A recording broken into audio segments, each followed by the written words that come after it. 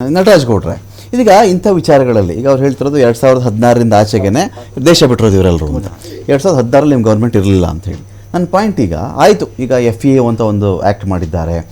FEO ಅನ್ನೋ ಒಂದು ಆ್ಯಕ್ಟಲ್ಲಿ 100 crore threshold ಅಂತ ಮಾಡಿಬಿಟ್ಟಿದ್ದಾರೆ.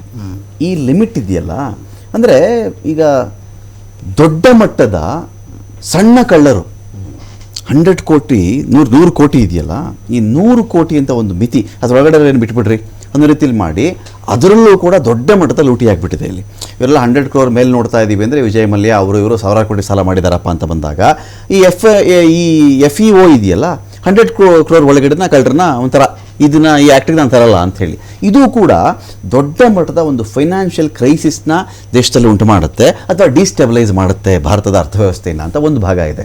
ಇಲ್ಲಿ ಪ್ರಶ್ನೆ ಬಂದಿರೋದೇನು ಅಂತ ಹೇಳಿದ್ರೆ, ಹೇಳಿದ್ದೇನು ಮಾಡಿದ್ದು ನೀವು ಅವಾಗಲೇ ಹೇಳ್ತಾ ಇದ್ರಿ 16,30,000 ಕೋಟಿಯಷ್ಟು ಈ ಒಂದು BJP ಸರ್ಕಾರದಲ್ಲಿ NPA ಮಾಡಿಬಿಟ್ರು. ಆಯ್ತಪ್ಪ, ನಿಮ್ಮ ಗೌರ್ಮೆಂಟ್ ಇದ್ದಾಗ 1,000 ಕೋಟಿ ಲೆಕ್ಕದಲ್ಲಿ ಇದ್ದಿದ್ದನ್ನು 1,00,000 ಕೋಟಿ ಲೆಕ್ಕಗಳಿಗೆ ಇವರು ಜಂಪ್ ಮಾಡಿಸ್ಬಿಟ್ರು ಅಂತ. ಏನು ಅದರದ್ದೇನು ಕಥೆ? ಇವ್ರು ಯಾವ್ದು ಯಾರ್ಯಾರು ಈ ಥರ ಮಾಡಿದ್ದಾರೆ ಅಂತ? ಇಲ್ಲ, ಈಗ ನೋಡಿ, ಈಗ ನಾನು ಕೇವಲ ನೀವೆಲ್ಲ ಈಗ 100 ಕೋಟಿ ಥ್ರೆಶೋಲ್ಡ್ ಅಂತ ಇಟ್ಟಿದ್ದೀರಲ್ಲ, ಅದನ್ನ ತುಂಬ ಅತ್ಯಂತ ಉತ್ತರ ಭಾರತೀಯ ಸಣ್ಣ ಮತ್ತು ದೊಡ್ಡ ಉದ್ಯಮಿದಾರರೆಲ್ಲರೂ ಕೂಡ ಈ ತರ ಡಿಫಾಲ್ಟ್ ಆಗಿರೋದೆ. ಹೆಚ್ಚಿಗೆ ಗುಜರಾತೇ ನಂಬರ್ 1 ಇದೆ, ಯಾರು NPA ನಲ್ಲಿ ಆಗಿರ್ತಕ್ಕಂಥದ್ರೊಳಗೆ ನಂಬರ್ 1 ಗುಜರಾತ್ ಆಗಿದೆ. ನೋಡಿ, ಕಳೆದ 10 ವರ್ಷಗಳಿಂದ ನೀವು ಎಷ್ಟು ಕಪ್ಪು ಹಣವನ್ನು ತೆಗೆದುಕೊಂಡು ಬನ್ನಿ ಅಂತ ಕೇಂದ್ರ ಸರ್ಕಾರಕ್ಕೆ ನಾವು ಮಾಹಿತಿ ಕೇಳಿದಾಗ ಶೂನ್ಯ. ಓಕೆ, ಭಾರತದಿಂದ ಹೆಚ್ಚು ಆಚೆಗಳಿಗೆ ಎಷ್ಟು ಕಪ್ಪು ಹಣ ಆಚೆ ಹೋಗಿದೆ, ಸ್ವಿಸ್ ಬ್ಯಾಂಕ್ಗಳಿಗೆ, ವಿದೇಶಿ ಬ್ಯಾಂಕ್ಗಳಿಗೆ ಹೋಗಿದೆ, ಆ ಮಾಹಿತಿ ನಮ್ಮ ಹತ್ರ ಇಲ್ಲ.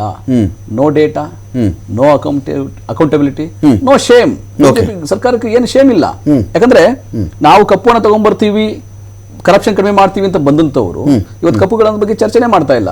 ಆದಾಗ್ಯೂ ಕೂಡ 2023ರಲ್ಲಿ 2,16,000 ಕರೋರ್ಪತಿಗಳು ದೇಶವನ್ನ ಬಿಟ್ಟಿದ್ದಾರೆ, ಸಿಟಿಸನ್ಶಿಪ್ ಬಿಟ್ಬಿಟ್ಟಿದ್ದಾರೆ, ಇಲ್ಲಿ ನಾಗರಿಕತ್ವವನ್ನು ಬಿಟ್ಬಿಟ್ಟಿದ್ದಾರೆ. 2024ರಲ್ಲಿ 2,06,000 ಜನ ಈ ದೇಶದ ನಾಗರಿಕತ್ವ ತೊರೆದಿದ್ದಾರೆ. ಈ ಸರ್ಕಾರ ದೇಶದ ಪೌರತ್ವ ಬೇರೆ ಕಡೆ ಸೆಟ್ಲ್ ಆಗಿದ್ದಾರೆ. ಇಲ್ಲಿನ ಸಂಪತ್ತು ಯಾರು ಕ್ರೋಢೀಕರಣ ಮಾಡ್ಕೊಂಡಿದ್ರು ಅವರೆಲ್ಲ ದೇಶ ಬಿಟ್ಟು ಹೋದ್ರು. ಅವ್ರು ಯಾರು ಸಂಪಾದನೆ ಮಾಡಿದ್ರು ಇಲ್ಲಿ ಅವ್ರ ದೇಶ ಬಿಟ್ಟು ಹೋದ್ರು, ಬೇರೆ ಕಡೆ ಹೊಸ ಮಾಡ್ತಿದ್ದಾರೆ. ಅಲ್ಲಿ ಟ್ಯಾಕ್ಸ್ ಫ್ರೀ ಇರ್ತದೆ, ಬೇರೆ ಏನಾದ್ರು 5% ಶ್ರೀಮಂತರಿಗೆ ಇಡೀ ದೇಶ 95% ಆಸ್ತಿ ಬೇರೆ ಅವ್ರ ಹತ್ರನೇ ಇರೋದು. 2013ರಲ್ಲಿ ಇದೇ ಅದಾನಿಯವರಿಗೆ 4,000 ಕೋಟಿ ರೂಪಾಯಿ ಲೋನ್ ಕೊಟ್ಟಿರಲಿಲ್ಲ SBI. 4,000 ಕೋಟಿ ರೂಪಾಯಿ ಲೋನ್ ಕೊಟ್ಟಿರಲಿಲ್ಲ ಅವರು ಆಸ್ಟ್ರೇಲಿಯಾದ ಒಂದು ಉದ್ಯಮ ಮಾಡ್ಲಿಕ್ಕೋಸ್ಕರ. ಆದ್ರೆ 2014 ಬಂದಿದ ತಕ್ಷಣ ಫಸ್ಟ್ ಕೆಲಸ ಈ ಕೇಂದ್ರ ಸರ್ಕಾರ ಮಾಡಿದೆ ಅಂದ್ರೆ ಅವ್ರಿಗೆ 8,000 ಕೋಟಿ ರೂಪಾಯಿ ಇದೆ SBI ಇಂದ ಲೋನ್ ಕೊಡೋ ತರ ಕೆಲಸ ಮಾಡಿದ್ರು. ಮೋದಿ ಅವರು ಎಲ್ಲೆಲ್ಲಿ ಹೋಗ್ತಾರೋ, ಇಲ್ಲ ಅದಾನಿ ಹೋಗ್ತಾ ಇದ್ರು, ಇಲ್ಲ ಅಂಬಾನಿ ಹೋಗ್ತಾ ಇದ್ರು, ಜೊತೆಲಿ ಹೋಗ್ತಾ ಇದ್ರು. ಇವನ್ ನಾವು ರಫೇಲ್ ಅಲ್ಲಿ ಕೂಡ ಅನಿಲ್ ಅಂಬಾನಿ ಹೆಂಗೆ ಅಲ್ಲಿ ಕರ್ಕೊಂಡು ಹೋದ್ರು ಫ್ರಾನ್ಸ್ಗೆ, ಅದಾನಿ ಅವ್ರನ್ನ ಹೆಂಗೆ ಶ್ರೀಲಂಕಾದಲ್ಲಿ ಅವ್ರಿಗೆ ಟೆಂಡರ್ ಬರಬೇಕು ಅಂತ ಅವ್ರಿಗೆ ಮಾಡಿದ್ರು, ಬಾಂಗ್ಲಾದೇಶದಲ್ಲಿ ಯಾವ ರೀತಿ ಮಾಡಿದ್ರು. ಈಗ ಕಳೆದ ತಿಂಗಳು ಭೂತಾನ್ಗೆ ಖುದ್ದಾಗಿ ಇವರೇ ಕರ್ಕೊಂಡು ಹೋಗಿ 6,000 ಕೋಟಿ ರೂಪಾಯಿ ಅದಾನಿ ಅವರಿಗೆ ಸೈನ್ ಮಾಡ್ಸ್ಕೊಂಡು ಕರ್ಕೊಂಡು ಬಂದಿದ್ದಾರೆ, ಅವ್ರ ಜೊತೆ ಕರ್ಕೊಂಡು ಹೋಗಿದ್ದಾರೆ. ಇವರು ಕೆಲವು ಕಾರ್ಪೊರೇಟ್ ಉದ್ಯಮಿದಾರರಿಗೋಸ್ಕರ ಕೆಲಸ ಮಾಡಿಕೊಂಡು ಆಮೇಲೆ ಈ ಕಾರ್ಪೊರೇಟ್ ಟ್ಯಾಕ್ಸ್ 30% 22% ಇಳಿಸ್ಬಿಟ್ಟು ಅವ್ರಿಗೇನೋ ಅನುಕೂಲ ಮಾಡಿಬಿಟ್ಟು ಕೇವಲ ಬಂಡವಾಳಶಾಹಿಗಳಿಗೋಸ್ಕರ ಕೆಲಸ ಮಾಡೋ ಸರ್ಕಾರ ಆದ್ರೆ ಅವ್ರೇನ್ ಮಾಡ್ತಾರೆ, ಫಸ್ಟ್ ಟೈಮ್ ಹಿಸ್ಟ್ರಿನಲ್ಲಿ ಇಂಡನ್ಸ್ಬರ್ಗ್ ಒಂದು ರಿಪೋರ್ಟ್ ಈಚೆಗೆ ಬಂತು. ಮ್ಯಾನಿಪುಲೇಷನ್ ಮಾಡ್ತಾ ಇದಾರೆ, ಫ್ರಾಡುಲೆಂಟ್ ಮಾಡಿಕೊಂಡು ಇವರು ರಿಗ್ ಮಾಡಿ ಏರ್ಪೇರ್ ಮಾಡ್ತಾ ಇದಾರೆ ಅಂತ. ಆ ಸಮಯದಲ್ಲಿ ದುಬೈಯಿಂದ 20,000 ಕೋಟಿ ರೂಪಾಯಿ ಯಾವ ಅದಾನಿ ಗ್ರೂಪ್ ಬಂದಿತ್ತು, ಇವ್ರು ಅದನ್ನ ನಾವು ತಗೊಂಡಿಲ್ಲ, ವಾಪಸ್ ತಗೊಂತಾ ಇಲ್ಲ ನಾವು ಅಂತ ಇವರು ಡಿಕ್ಲೇರ್ ಮಾಡಿದ್ರು. ನಮಗೂ ಅದಕ್ಕೆ ಸಂಬಂಧ ಇಲ್ಲ, ನಾವು ತಗೊಂತಾ ಇಲ್ಲ ಅದನ್ನ, we are not receiving that, we are closing that account ಅಂತ. ಆ ರೀತಿಯಾಗಿ ಯಾವಾಗ ಎಕ್ಸ್ಪೋಸ್ ಆಗುತ್ತೆ, ಆ ಸಮಯದಲ್ಲಿ ಕೇಂದ್ರ ಸರ್ಕಾರನೇ, ಮೋದಿ ಸರ್ಕಾರನೇ, ಈಗ ಅದು ತಪ್ಪು ಸತ್ಯ ಸುಳ್ಳು ಬೇರೆ ವಿಷಯ, ನೀವು ತನಿಖೆ ಮಾಡ್ಸಕ್ಕೆ ರೆಡಿ ಇಲ್ವಲ್ಲ. ನೀವು ತನಿಖೆ ಮಾಡ್ಸಕ್ಕೆ ರೆಡಿ ಇಲ್ಲ, ಅಲ್ಲೊಂದು ಅಪರಾಧಿ ಪ್ರಕರಣ ಆಗ್ತದೆ, ಆರ್ಥಿಕ ಪ್ರಕರಣ ಆಗ್ತದೆ, ಇಂಟರ್ನ್ಯಾಷನಲ್ ಲೆವೆಲ್ ಅಲ್ಲಿ ಫ್ರಾಡ್ ಆಗ್ತದೆ ಅಂದಾಗ್ಲೂ ಕೂಡ ನೀವು ತನಿಖೆ ಮಾಡ್ಸಕ್ಕೆ ರೆಡಿ ಇಲ್ಲ, ನೀವು ಅವ್ರಿಗೆ ಹೊಣೆಗಾರಿಕೆ ಮಾಡಕ್ಕೆ ರೆಡಿ ಇಲ್ಲ. ಅವರ ಶೀಲ್ಡ್ ಆಗಿ ನೀವು ಕೆಲಸ ಮಾಡ್ತೀರಿ, ಅವ್ರ ಸಪೋರ್ಟ್ ಆಗಿ ನೀವು ಕೆಲಸ ಮಾಡ್ತೀರಿ.